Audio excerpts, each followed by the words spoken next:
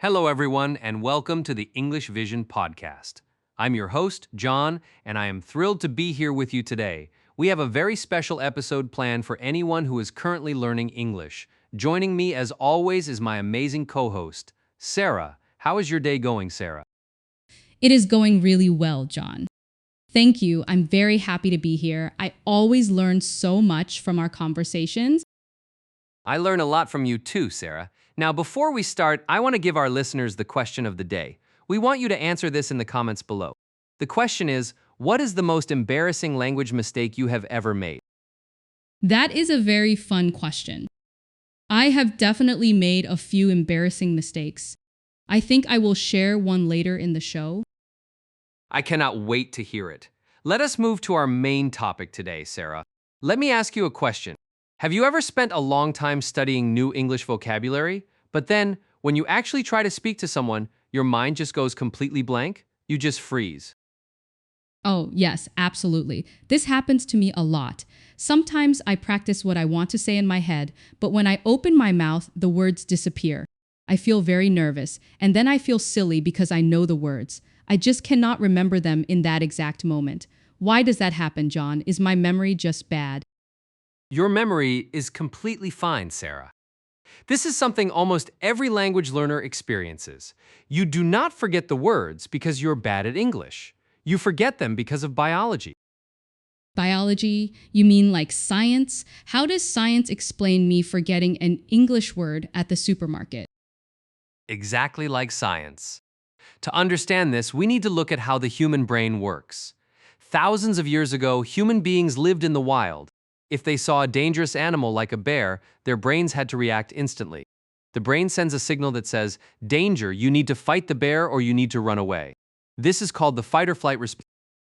I understand fight means to attack and flight means to run away, but speaking English is not a dangerous bear. That is true. It is not a bear. But our brains cannot always tell the difference between a physical danger and a social danger. When you feel afraid of speaking or afraid of making a mistake, your brain feels threatened. It thinks you are in danger, so it releases a stress hormone. A hormone is a chemical in your body. This specific chemical is called cortisol. Cortisol. Okay, so when I'm nervous to speak, my body makes cortisol. What does this chemical do to my language skills? Great question. Cortisol prepares your body to survive. It sends energy to your muscles so you can run. But because it is focusing on survival, it shuts down the parts of your brain that are not necessary for immediate survival. That includes the language center of your brain. The brain thinks, we do not need to speak right now, we need to run. That is why your mind goes blank. The vocabulary is still in your brain, but the door to get those words is temporarily locked by stress. Wow, that makes so much sense. I always thought I was just not studying hard enough. It is actually a relief to know that it is just a natural body reaction. But John, if it is biology, how can I stop it? How can I unlock that door and remember the words? The secret is learning how to calm your brain down so it realizes there is no danger. One of the best brain hacks to overcome this fear is changing your breathing.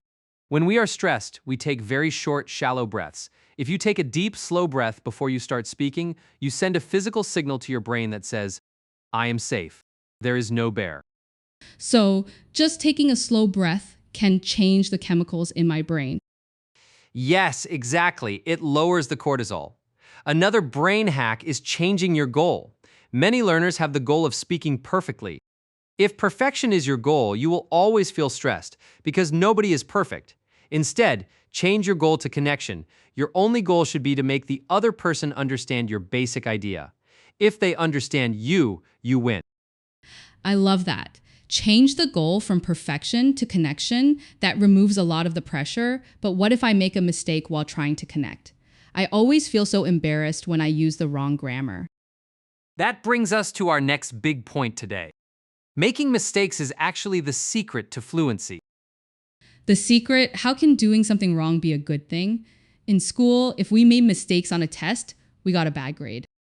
That is the problem with traditional education. It teaches us to fear mistakes, but in language learning, making mistakes is how the brain builds memory. Think of your brain like a huge wild forest with tall grass and trees. Okay, I'm imagining a big forest. When you learn a new English word, it is like you are walking through that forest for the very first time. There is no path. It is difficult to walk. When you try to use the word in a conversation, you might trip and fall. That is what a mistake is. But every time you walk that path, even if you fall down, you are pushing down the grass. You are moving rocks out of the way. If you make a mistake, someone corrects you and your brain realizes it went the wrong way. The next time, it chooses the right path. Eventually, that difficult forest path becomes a smooth highway. That is a beautiful way to think about it. So if I never speak because I'm afraid of making mistakes, I'm never walking in the forest. The path will never be clear.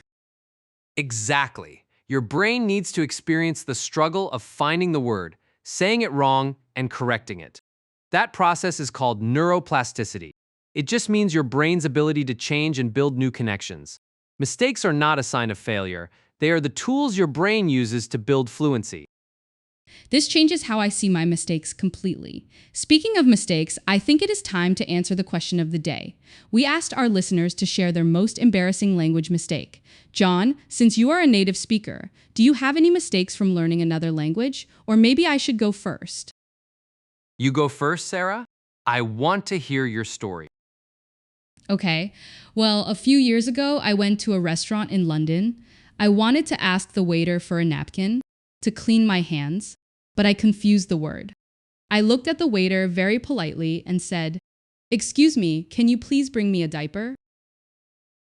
Oh no, a diaper? Like the one a baby wears? Yes, the waiter looked at me with big eyes. He was so confused. My face turned bright red. I realized my mistake immediately. It was so embarrassing. That is a classic mistake. But let me ask you this. Have you ever forgotten the word for napkin since that day? Never. I remember the word napkin perfectly now, and I never asked for a diaper at a restaurant again. See, that is the forest path in action.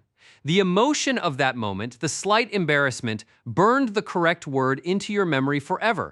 That mistake was a powerful lesson.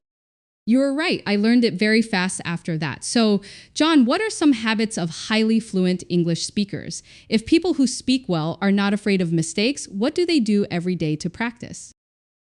There are three main habits that I see in almost every successful language learner.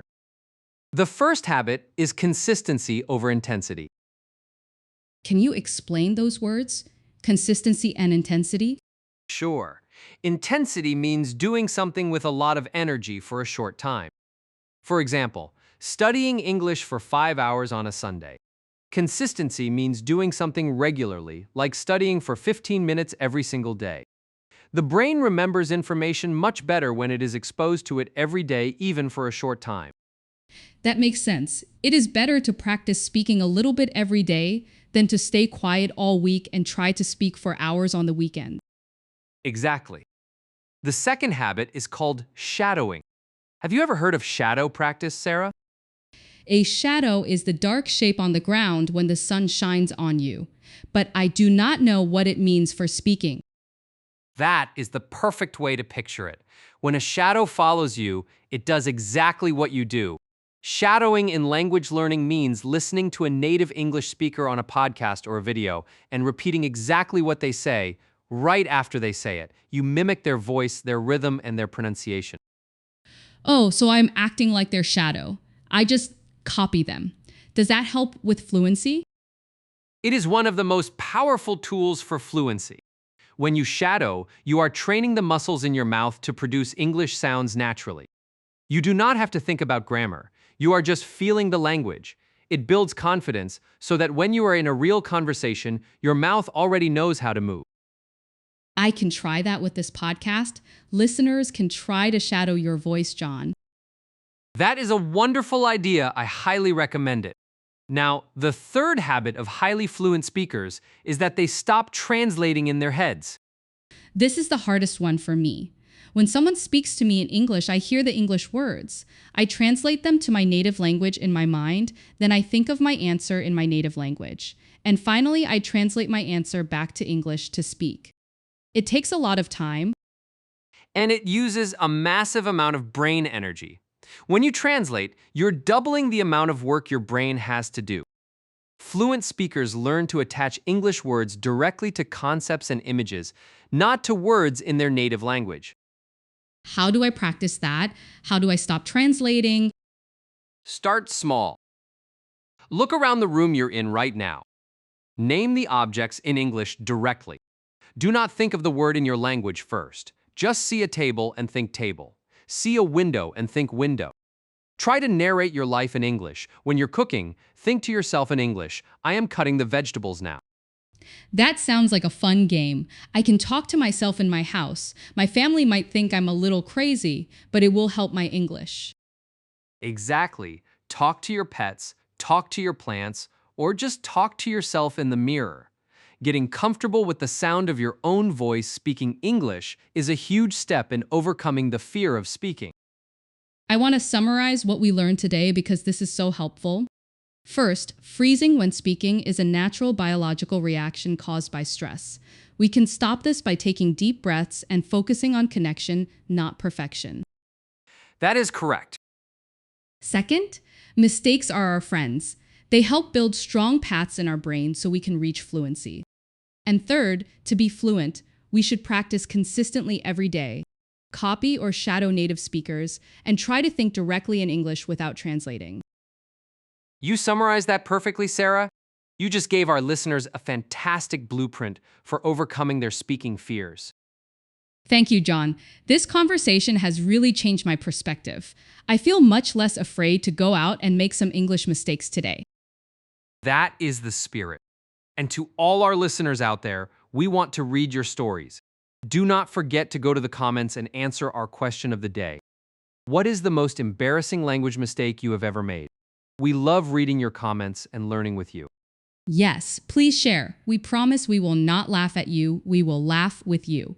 Learning a language is a journey, and we are all on it together. Well said, Sarah. Thank you all for tuning in to the English Vision podcast. Remember to practice a little bit every day, embrace your mistakes, and keep speaking. We will see you in the next episode. Have a great week, everyone. Bye, everyone. Keep practicing.